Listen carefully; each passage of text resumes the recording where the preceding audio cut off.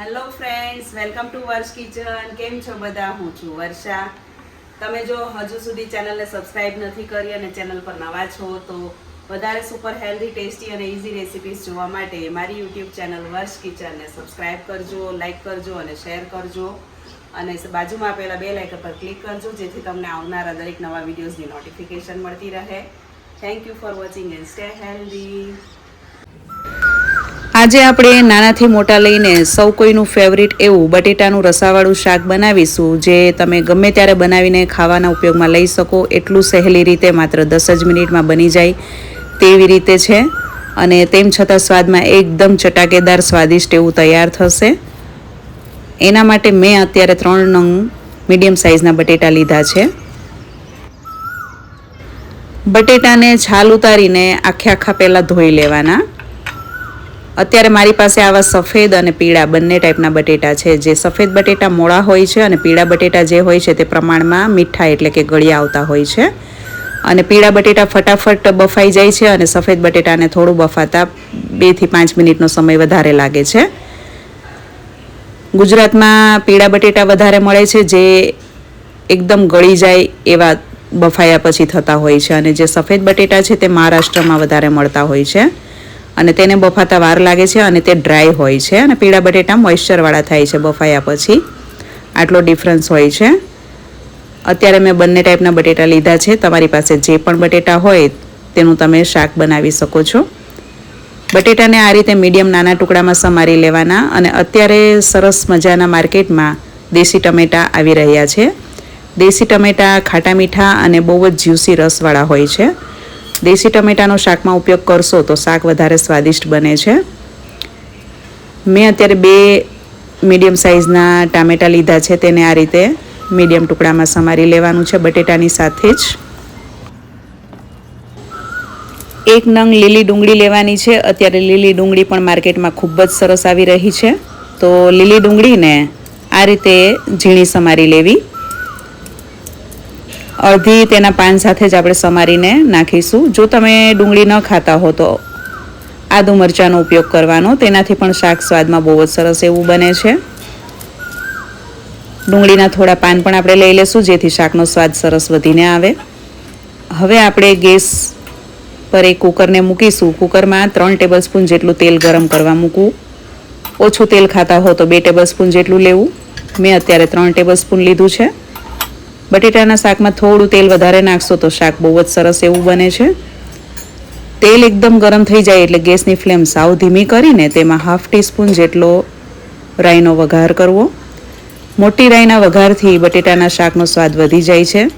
તમારી પાસે જે પણ રાઈ હોય તેનાથી તમે વઘાર કરી શકો છો. મેં અત્યારે રાયડો એટલે કે મોટી રાઈનો વઘાર કર્યો છે. રાઈ ફૂટી જાય એટલે 1/2 ટીસ્પૂન જેટલું જીરું, 2 થી 3 લીમડાના પાન, 8 થી 10 મેથીના દાણા ચોક્કસથી નાખવા. મેથીના દાણાથી બટેકાના શાકનો સ્વાદ વધી જાય છે. અને હિંગ અને હળદર આ રીતે 1/2 ટીસ્પૂન બટેટામાં મિક્સ કરીને ત્યારબાદ નાખવાનું વઘારમાં.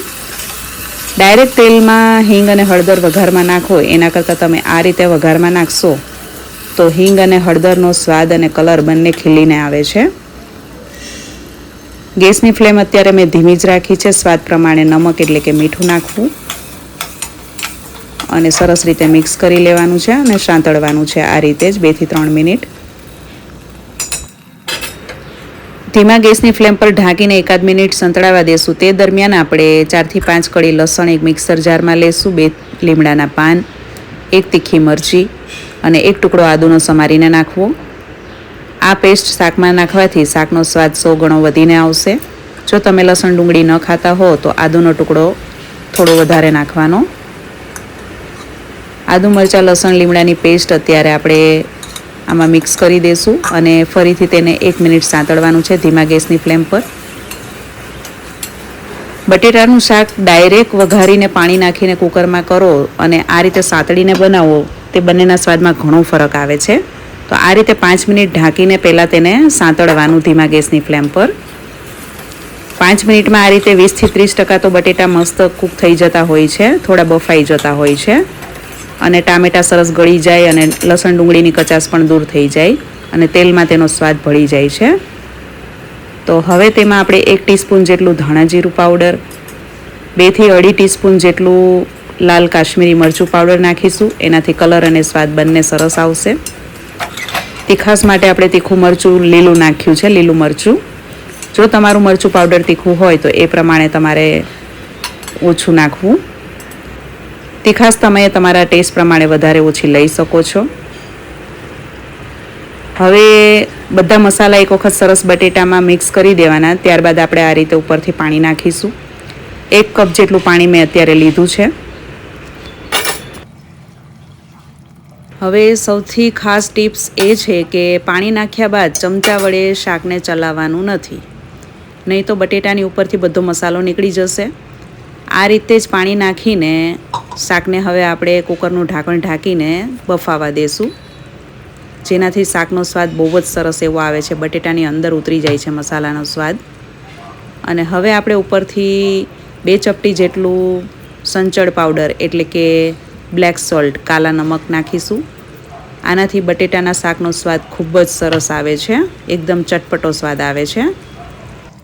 બધા મસાલા નાખીને બટેટાની ઉપર સરસ કોટિંગ થઈ ગયું છે અને ત્યારબાદ આપણે પાણી નાખ્યું અને આ રીતે ઉકળવા દેવાનું છે. ચમચા વડે બિલકુલ નથી ચલાવવાનું, જેથી બટેટાના એક ફોડવાની અંદર મસાલાનો સ્વાદ બેસી જાય. હવે પાણી ઉકળવા લાગે એટલે કુકરનું ઢાંકણ બંધ કરીને મીડિયમ ગેસની ફ્લેમ પર 3 સીટી થવા દેવાની છે. જ્યારે પણ આપણે કુકરમાં શાક બનાવીએ ને ત્યારે મસાલાનું કોટિંગ થઈ જાય જ્યારે શાકની ઉપર, ત્યારબાદ પાણી નાખીને બિલકુલ નહીં હલાવવાનું, જેથી મસાલાનો સ્વાદ એકદમ સરસ રીતે શાકમાં ભળી જાય, અંદર સુધી ઉતરી જાય. એ ખાસ ટીપ છે. હવે મીડિયમ ગેસની ફ્લેમ પર 3 સીટી થઈ ગઈ છે તો ધીમો ગેસ કરીને હવે 5 મિનિટ સુધી થવા દેવાનું છે. 5 મિનિટ બાદ ગેસને બંધ કરી દેવો અને આ રીતે જ 15 થી 20 મિનિટ સુધી કુકરને ઠંડુ થવા દેવાનું છે એની જાતે જ, એટલે બટેટા એકદમ સરસ ગળી જશે. 20 મિનિટ બાદ આપણે જોઈએ તો સરસ મજાનું શાક બની ગયું છે. બટેટા એકદમ સરસ બફાઈ ગયા છે, તેલ બધું સરસ ઉપર આવી ગયું છે અને આ રીતે આપણે ચમચા વડે થોડું મિક્સ કરીશું, જેથી રસો થોડો ઘટ થઈ જાય. બટેટા એકદમ સરસ બફાઈ જાય એટલે થોડું આપણે ચમચા વડે ચલાવીએ તો રસો એકદમ ઘટ થઈ જતો હોય છે. હવે આપણે તેમાં લીલી ડુંગળીના પાન અને થોડી કોથમીર નાખીશું. લીલી ડુંગળી અને લીલું લસણ મળે તો ચોક્કસથી નાખવાનું, એનાથી બટેટાના રસાવાળા શાકનો સ્વાદ બહુ જ સરસ એવો આવતો હોય છે. અને બટેટા બફાયા પછી મીઠા થઈ જ જતા હોય છે, એટલે કે ગળ્યા લાગતા હોય છે. એટલે અમે બટેટાના શાકમાં ગળ પણ કોઈ પણ પ્રકારનું નથી નાખતા. ખાંડ કે ગોળ નાખવાની જરૂર નથી. એના વગર જ આ બટેટાનું રસાવાળું શાક એકદમ ચટપટું તૈયાર થાય છે. અને દેશી ટામેટાં છે તો એનો ખટમીઠો સ્વાદ શાકમાં આવી જ જતો હોય છે. તો કુદરતી ખાટા મીઠા સ્વાદવાળું બટેટાનું ચટપટું રસાવાળું શાક બનીને તૈયાર છે. અને રસો પણ પ્રમાણસર એકદમ સરસ ઘટ્ટો થયો છે અને તેમ છતાં તેલ પણ જુઓ, તમે જોઈ શકો છો છૂટું પડ્યું છે. જનરલી બટેટાનું શાક બધા ઘટ કરવા માટે ચણાનો લોટ કે ઘઉંનો લોટ કે શિંગદાણાનો ભૂકો એ બધું નાખતા હોય છે અને એને કારણે જ તેલ શોષાઈ જતું હોય છે અને બટેટાના શાકમાં તેલ છૂટું નથી પડતું. જો તમે આ રીતે એકદમ સિમ્પલ રીતે બનાવશો બટેટાનું શાક તો રસો પણ ઘટ થશે અને તેલ પણ છૂટું પડશે. તો આપણે સર્વિંગ બોલમાં કાઢી લીધું છે. ઉપરથી આપણે ફરીથી લીલી ડુંગળી અને કોથમીરના પાનથી ગાર્નિશ કરીશું. અત્યારે આ શાકમાંથી સુગંધ ખૂબ જ સરસ એવી આવી રહી છે અને મેં આ શાકને સર્વ કર્યું છે જુવાર બાજરીના રોટલા સાથે.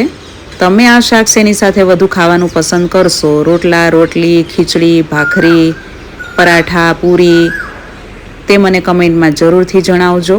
આજે મેં જુવાર બાજરીનો રોટલો, ડુંગળી,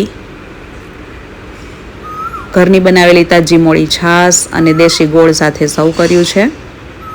મને આ શાક રોટલા સાથે ખૂબ જ પસંદ છે. તમને શેની સાથે વધુ બટેટાનું રસાવાળું શાક ભાવે છે તે પણ મને કમેન્ટ્સમાં જરૂરથી જણાવજો. અને તમારા ઘરમાં કેવા પ્રકારનું બટેટાનું રસાવાળું શાક બને છે અને તમે આજનો આ વિડીયો કયા શહેરમાંથી જોઈ રહ્યા છો તે પણ મને જરૂરથી જણાવજો. હું તમારી કમેન્ટ્સની રાહ જોતી હોઉં છું. તો જરૂરથી કમેન્ટ્સમાં જણાવજો કે તમને આજની આ રેસીપી ગમી છે કે નથી ગમી. અને જો તમે આ રેસીપી ટ્રાય કરો તો બન્યા પછી કેવું બને છે શાક તે પણ મને કમેન્ટ્સમાં જરૂરથી જણાવજો. અત્યારે તો મેં બપોરે લંચમાં રોટલા સાથે શાક ખાધું અને મને તો ખાવાની ખૂબ જ મજા પડી ગઈ. અમારા ઘરના દરેક સભ્યોને આ શાક ખૂબ જ પસંદ છે. ડુંગળીની કચુંબર હોય, સાથે ગોળ હોય અને રોટલા પર આવું લસલસતું રસાવાળું શાક હોય તો બીજું કાંઈ ન ઘટે.